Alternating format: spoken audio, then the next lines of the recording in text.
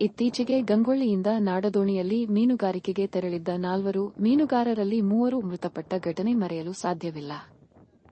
ಜೀವದ ಹಂಗು ತೊರೆದು ಸಮುದ್ರದ ತೆರೆಗಳ ಮಧ್ಯೆ ಹೋರಾಟ ಮಾಡಿ ತುತ್ತಿನ ಚೀಲ ತುಂಬಿಸಿಕೊಳ್ಳುವ ಮೀನುಗಾರ ಸಮುದಾಯದ ಕಷ್ಟ ಹೇಳತೀರದು.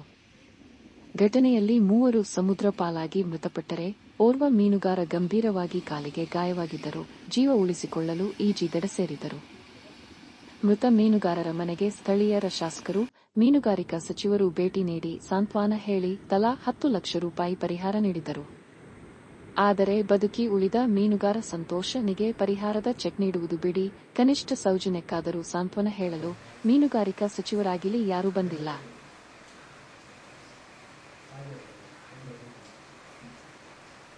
ಇದೇ ಜುಲೈ 15 ರಂದು ಗಂಗೊಳ್ಳಿ ಬಂದರಿನಿಂದ ಬೆಳಗ್ಗೆ ಮೀನುಗಾರಿಕೆಗೆ ಹೊರಟಿದ್ದ ಶ್ರೀ ಹಕ್ರೇಮಠ ಯಕ್ಷೇಶ್ವರಿ ಎಂಬ ಗಿಲ್ಲೆಟ್ ನಾಡ ದೋಣಿ ಸಮುದ್ರ ಪ್ರಕ್ಷುಬ್ಧವಾದ ಹಿನ್ನೆಲೆಯಲ್ಲಿ ಮಗುಚಿತ್ತು.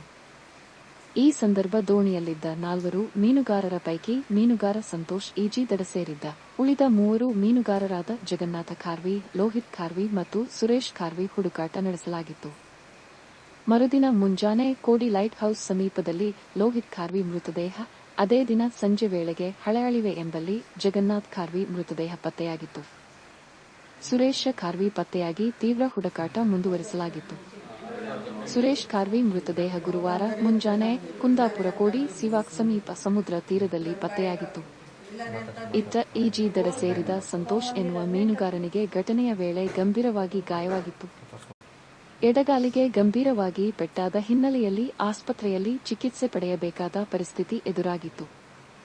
ಬಡತನದಲ್ಲಿ ಜೀವನ ನಡೆಸುತ್ತಿದ್ದ ಸಂತೋಷ್ ಅವರು ಹೊಟ್ಟೆಪಾಡಿಗಾಗಿ ಮೀನುಗಾರಿಕಾ ವೃತ್ತಿ ಮಾಡುತ್ತಿದ್ದವರು. ಹೀಗಾಗಿ ಆಸ್ಪತ್ರೆಯ ದುಬಾರಿ ಶುಲ್ಕ ಹೊಂದಿಸಲು ಸಾಧ್ಯವಾಗದೆ ಸರ್ಕಾರಿ ಆಸ್ಪತ್ರೆಯಲ್ಲಿ ಚಿಕಿತ್ಸೆ ಪಡೆಯುತ್ತಿದ್ದಾರೆ. ದಿನನಿತ್ಯದ ಖರ್ಚಿಗೂ ಕೂಡ ಕಷ್ಟಪಡುತ್ತಿರುವ ಸಂತೋಷ್ ಅವರು ಅವರಿವರ ಕೈಯಲ್ಲಿ ಸಾಲ ಪಡೆದು ಚಿಕಿತ್ಸೆ ಮುಂದುವರಿಸಬೇಕಾದ ಪರಿಸ್ಥಿತಿ ಇದೆ. ಮನೆಗೆ ಮುಖ್ಯ ಆಧಾರ ಸ್ತಂಭವಾಗಿರುವ ಸಂತೋಷ್ ಉತ್ತಮ ಚಿಕಿತ್ಸೆಯ ಅಗತ್ಯವಿದೆ. 2-3 ವರ್ಷಗಳ ಹಿಂದೆ ಸಂತೋಷ್ ಅವರ ಅಣ್ಣ ಸತೀಶ್ ಅವರು ಕೂಡ ಇದೇ ರೀತಿ ಮೀನುಗಾರಿಕಾ ವೃತ್ತಿ ನಡೆಸುವಾಗಲೇ ಮೃತಪಟ್ಟಿದ್ದರು. ಆ ಬಳಿಕ ಸಂತೋಷ್ ಮತ್ತು ಅವರ ತಾಯಿ ಅತ್ಯಂತ ಕಷ್ಟದಲ್ಲಿ ಜೀವನ ನಡೆಸುತ್ತಾರೆ. ಸದ್ಯ ಮೀನುಗಾರಿಕೆಯೂ ಕೂಡ ಸರಿಯಾಗಿ ಇಲ್ಲದ ಕಾರಣ ಸಂತೋಷ್ ಅವರ ತಾಯಿಯೇ ಅವರಿವರಲ್ಲಿ ಕೈಚಾಚುವ ಸ್ಥಿತಿ ಇದೆ. ಇನ್ನು ಘಟನೆಯ ಬಳಿಕ ಬದುಕಿದ ಸಂತೋಷ್ ಪರಿಸ್ಥಿತಿಯ ಕುರಿತು ಯಾರೂ ಕೂಡ ಗಮನಿಸಿಲ್ಲ ಎನ್ನುವುದು ಸಂತೋಷ್ ಕುಟುಂಬದ ದೂರು.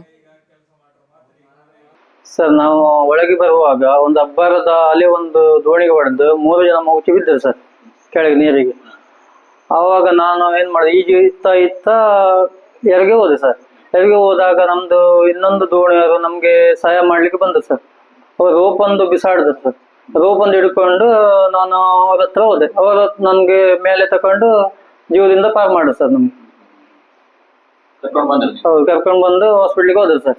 ಹಾಸ್ಪಿಟ್ಲಿಗೆ ಹೋಗಿ ಬ್ಯಾಂಡೇಜ್ ಮಾಡ್ಕೊಂಡು ಮತ್ತೆ ಮನೆಗೆ ಬಂದು ಮತ್ತೆ ಹಾಸ್ಪಿಟ್ಲಿಗೆ ಅಡ್ಮಿಟ್ ಆದೆ ಸರ್. ಕಾಲಿಗೆ ಅಂತ ಅದಂತ ಗೊತ್ತಿಲ್ಲ ಸರ್. ಕಾಲಿಗೆ ಪ್ಯಾನ್ ಬಡಿದ್ ಸರ್. ಪ್ಯಾನ್ ಬಡದ ಪೆಟ್ಟಿಗೆ ಒಂದು ಕಾಲುಗಳು ತುಂಬಾ ಏಟ್ ಆಗಿದೆ ಸರ್. ಏಟ್ ಆಗಿ ಹಾಸ್ಪಿಟ್ಲಿಗೆ ಅಡ್ಮಿಟ್ ಆದ sir. Government hospital sir, Kundapura. ಒಂದು 3 ದಿವಸ ಟ್ರೀಟ್ಮೆಂಟ್ ತಗೊಂಡೆ ಸರ್. ಅದು ನಂಗೆ ನೋವುಂಟು ಸರ್. ಅದು ಹೇಳಿದ್ರು ಡಿಸ್ಚಾರ್ಜ್ ಮಾಡ್ತೇವೆ ನಿಮ್ಗೆ ಅಂತ ಹೇಳಿ, ಅಡ್ಡಿಲ್ಲ ಅಂತ ಹೇಳಿ ಸರ್. ಅದು ಮನೆಗೆ ಬಂದ ಮೇಲೆ ತುಂಬಾ ನೋವು ಕಾಣಿಸ್ಕೊಂಡಿತ್ತು ಸರ್. ಏನ್ ಮಾಡ್ಲಿಕ್ಕೆ ಅಂತ ಗೊತ್ತಾಗೋದಿಲ್ಲ ಸರ್. ಡಾಕ್ಟರ್ ಒಂದು ತಿಂಗಳು 2 ತಿಂಗಳು ಹೇಳಿದೆ ಸರ್. ಅದು ನಮ್ಗೆ ಜೀವನ ಮಾಡ್ಲಿಕ್ಕೆ ತುಂಬಾ ಕಷ್ಟ ಆಗ್ತಾ ಉಂಟು ಸರ್. ಏನ್ ಮಾಡ್ಬೇಕಂತ ಹೇಳಿಲ್ಲ. ಇಲ್ಲ ಸರ್, ಹಾಸ್ಪಿಟ್ಲಲ್ಲಿ ಗಂಟೆಯೊಳಗೆ ಬಂದು ಮಾತಾಡ್ಸಿ ಹೋಯ್ತು ಸರ್. ಮತ್ತು ಕೊಂಕಣಕಾರ ಸಮಾಜದವರು ಮತ್ತು ಬಂದು ನಮ್ಗೆ ಸ್ವಲ್ಪ ಒಂದು ಧೈರ್ಯ ಕೊಟ್ಟು ಅಷ್ಟೇ ಬಿಟ್ಟರೆ ಮತ್ತೇನು ಹೇಳಿಲ್ಲ ಸರ್.